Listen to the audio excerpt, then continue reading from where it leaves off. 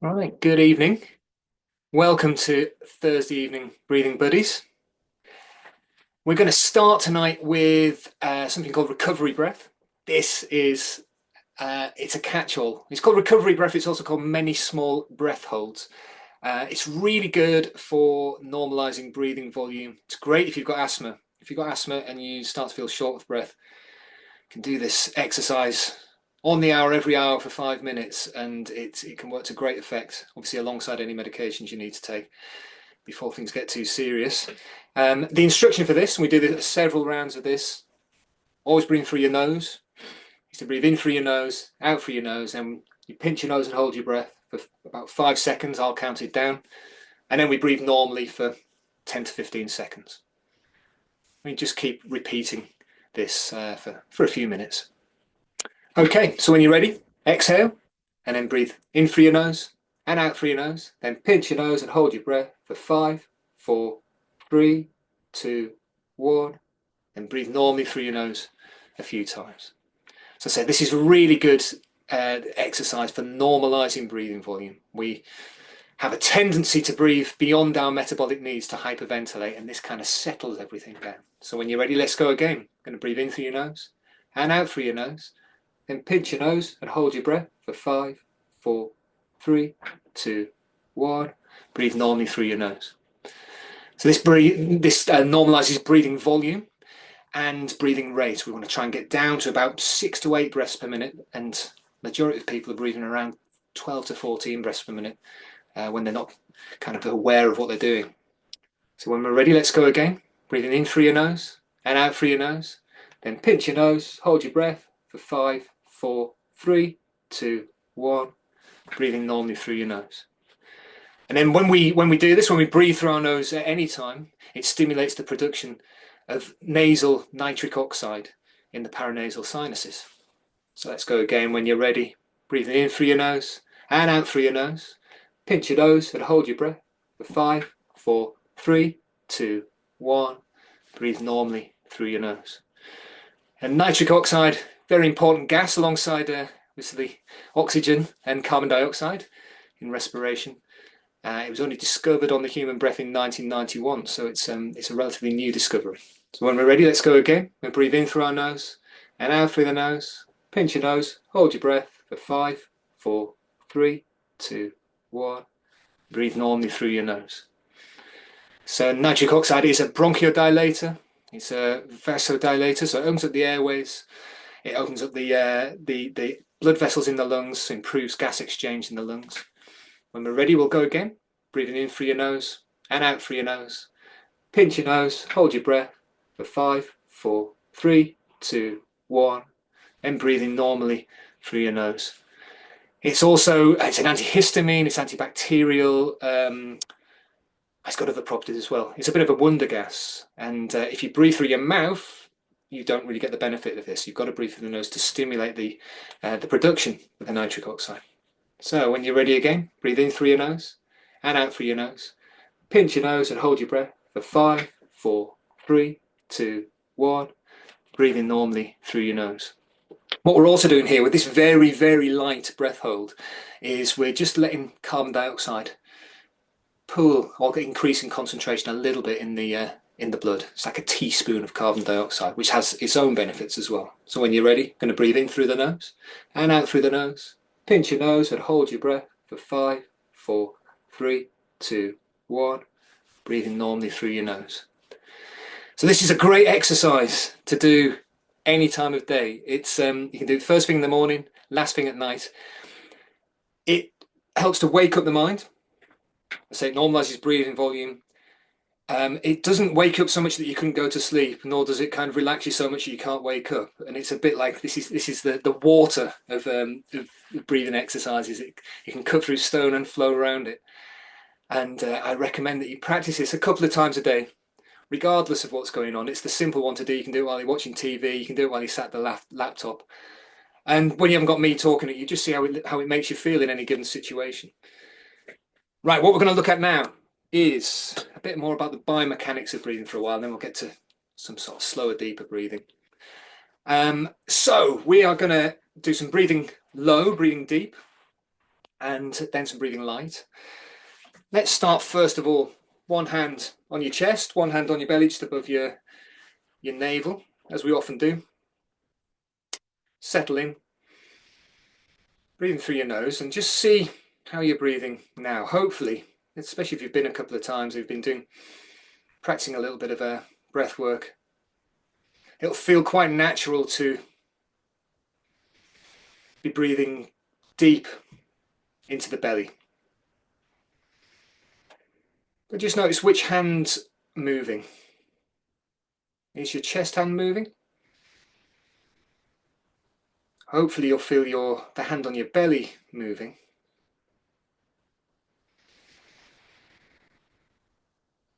So this movement with the belly outwards as the diaphragm descends on an inhalation, this is how we should be breathing. This is where we're engaging some of the correct breathing muscles. So just as a little experiment now, we're going to do what we shouldn't be doing. Just for a little while. So what I'd like you to do is leave your hands where they are so you can feel if there's any difference. Now open your mouth and just breathe through your mouth instead. Now, I don't know about you, but the first thing I notice is the air gets in very quickly. It's kind of easier. It doesn't necessarily mean it's better, as with many things in life. The air gets in very quickly, so there's a tendency, if we breathe through the mouth, to breathe faster. You'll probably feel, even just after a few breaths, that your airways start to feel dry. And the body doesn't want the bottom of the lungs to get dry, so there's a tendency then to switch to breathing into the top of the chest. Maybe you're feeling your chest hand moving a bit more than it was. Maybe your belly hand has even stopped moving. So it's easier, but we end up breathing faster. We start to hyperventilate. It's drier. We end up breathing higher. We end up breathing with this fast, shallow upper chest breathing. Now let's switch back to nasal breathing again. Try and settle. It's not good to do that for a long time.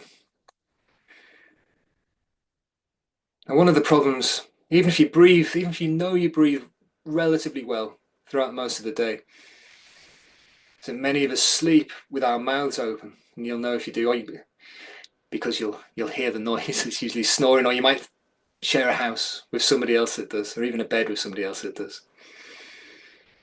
If you wake up with a dry mouth in the morning, it usually means that you've been breathing, at least for some of the night, through your mouth.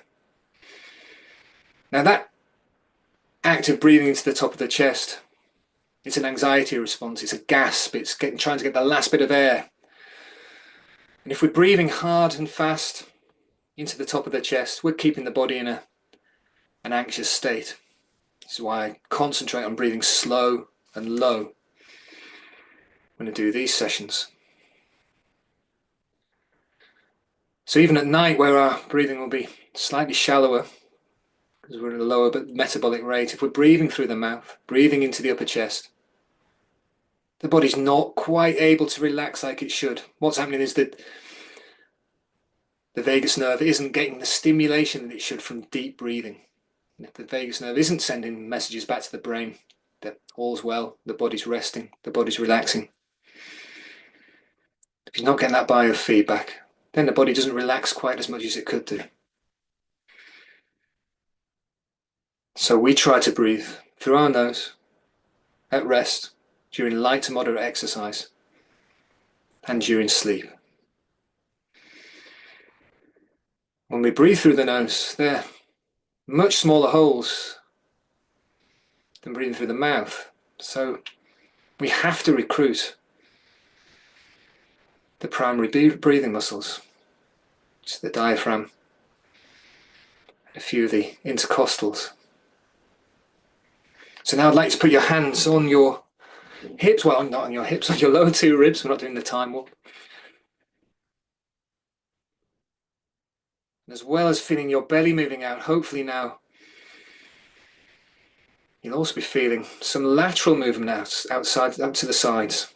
Every inhalation Feeling the ribs expand outwards, each exhalation, feeling them contract inwards.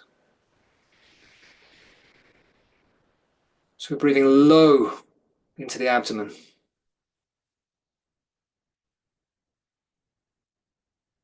Now see if you can slow this breathing down,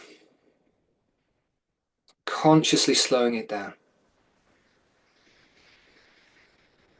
Now you might want to flip your hands so that your thumbs, if you aren't doing this already, depending on how you put your hands on your ribs, so your thumbs are at the front and your fingers are kind of covering your kidneys. Hopefully now as well you can feel that there's movement into the back body as you breathe. Functional breathing is 360-degree breathing. With the belly moving out to the front,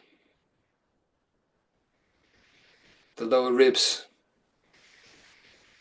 expanding out to the side, and there's movement into the back body as well. And all of this movement, all of this muscular activity helps to support the lower back. If you get lower back pain, check in and see if you are slipping into lighter, shallower breathing into the top of the chest. And take some time each day to practice low, slow breathing. If you're having trouble feeling how this movement really into the abdomen, one thing you can do, it feels quite nice anyway, is to reach your arms above your head if you're able to. If you can, put your hands in a prayer position. Keep your head up, neck straight, and then just breathe deeply. It's a good way of isolating these lower breathing muscles.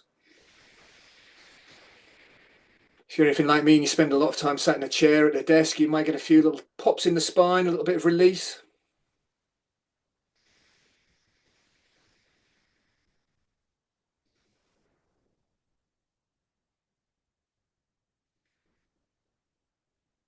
A couple more breaths here.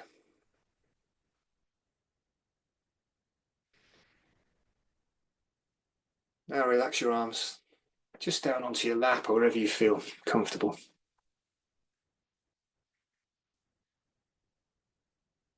Keep your mind on the idea of breathing low and slow.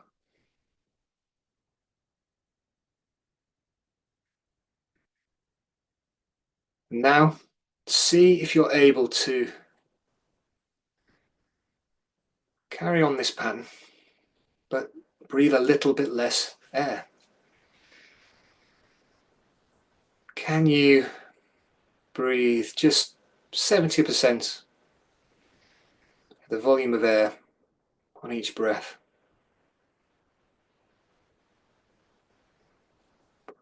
Going to approach, but not really get into, the arena of air hunger here. So air hunger is the feeling that you would like to be breathing a little bit more air. It's the feeling that if you hold your breath, it eventually becomes overwhelming, that you can't ignore. By breathing just a little bit less air, we're just kind of teetering up to that line in the sand where it starts to feel like that.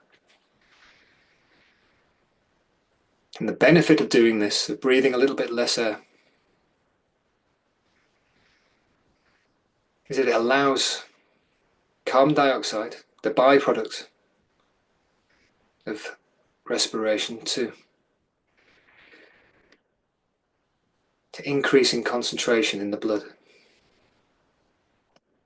And carbon dioxide is a vasodilator, so it helps improve blood flow around the body, to the tissues, the muscles, the organs, including the brain.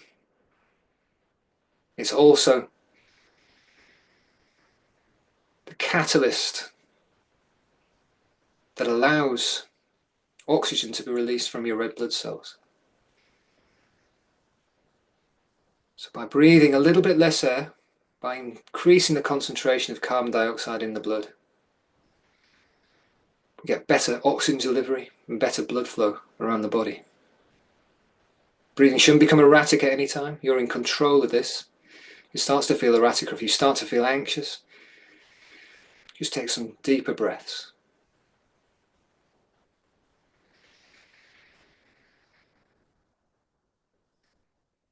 You might feel your hands getting a bit warmer, maybe your feet getting a bit warmer. As we slow the breathing down, that also allows carbon dioxide to increase in concentration in the blood. So the blood vessels dilate. Warm blood from the core reaches the extremities with greater ease.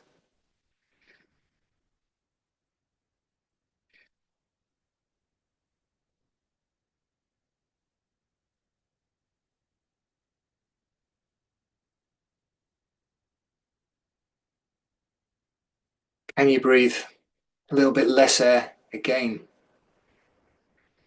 If you're finding this easy, just try to drop it again to 70% of the volume of air that you have been breathing.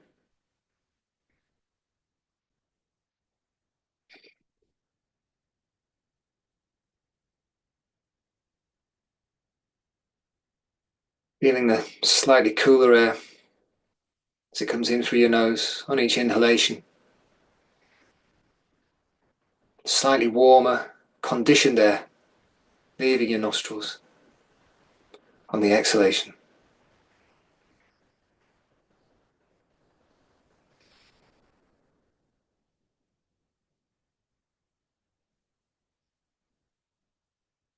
So now we're breathing light, slow, deep. This is the recipe for a restful breath.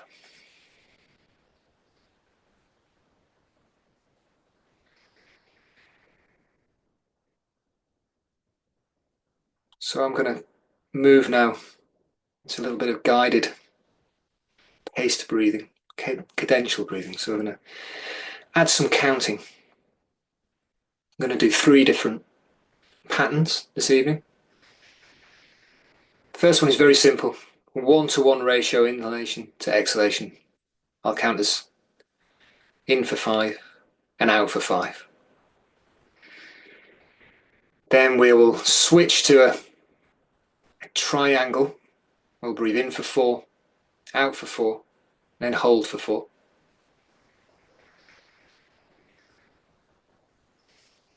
Then we'll switch to perhaps the more familiar pattern, which if you've been coming to previous weeks, which is in for 4, out for 6, and a little pause at the end. So we need to get in sync for this. So when you're ready, exhale, then breathe in, 2, 3, 4, 5, out, 2, 3, 4, 5, in, 2, 3, 4, 5, out, 2, 3, 4, 5, in, 2, 3, 4, 5, out, 2, 3, 4, 5, in, 2, 3, 4, 5, out, 2, 3, 4, 5, in, 2, 3, 4, 5, out, 2, 3, 4, 5, in, 2, 3, 4, 5, out, 2, 3, 4, 5, in, 2, 3, 4, 5, out, 2, 3, 4, 5, in, 2, 3, 4, 5, out, 2, 3, 4, 5, in, 2, 3, 4, 5, out, 2, 3, 4, 5. In, 2, 3, 4, 5. Out. We'll change the pattern now. 3, 4, 5. In for 4, 2, 3, 4. Out. 2, 3, 4. Now hold. 2, 3, 4. Breathe in. 2, 3, 4. Out. 2, 3, 4. And hold. 2, 3, 4. In. 2, 3, 4. Out. 2, 3, 4. Hold. 2, 3, 4. In. 2, 3, 4. Out. 2, 3, 4. Hold. 2, 3, 4. Breathe in. 2, 3, 4. Out. 2, 3, 4. Hold. 2, 3, 4. In. 2, 3, 4. Out. 2, 3, 4. And hold. 2, 3, 4. In. 2, 3, 4. Out. 2, 3, 4. Hold. We'll shift it again now. Breathe in. 2, 3, 4.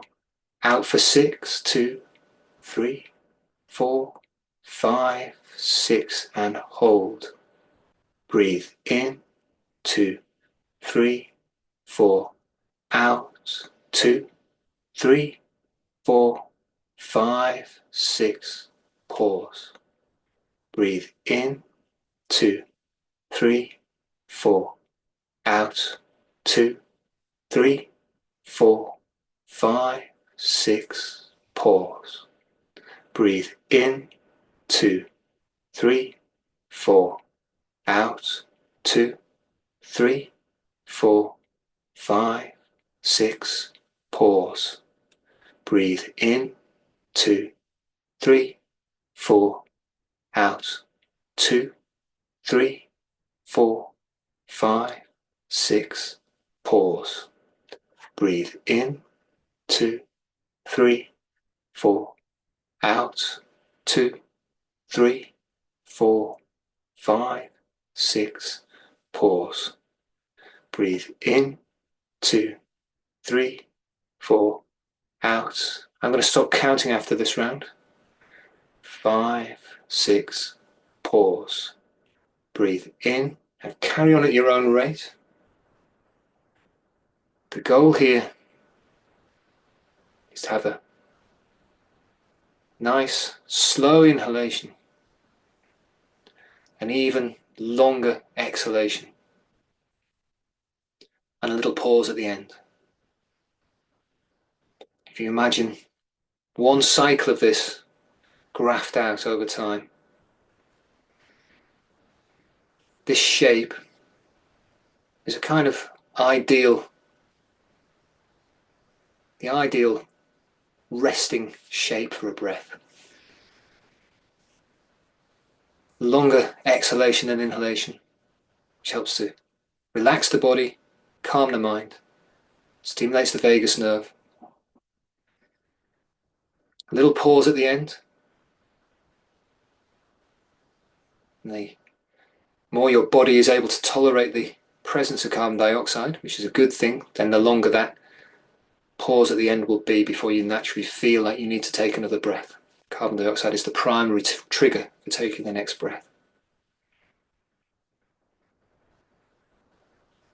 Now, just for the final minute or so,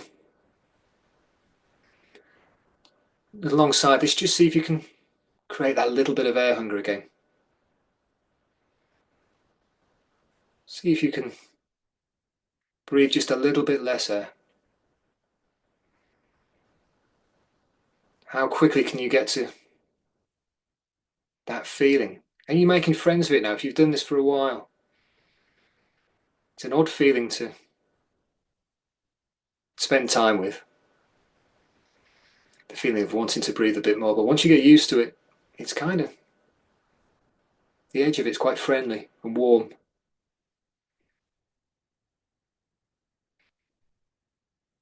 It's a feeling that protects you ultimately.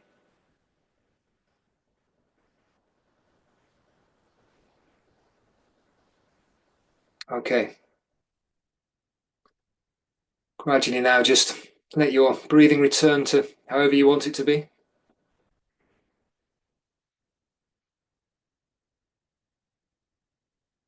When you're ready, you can open your eyes. Get your mind back to whatever your evening has in store for you. Thank you very much for coming along.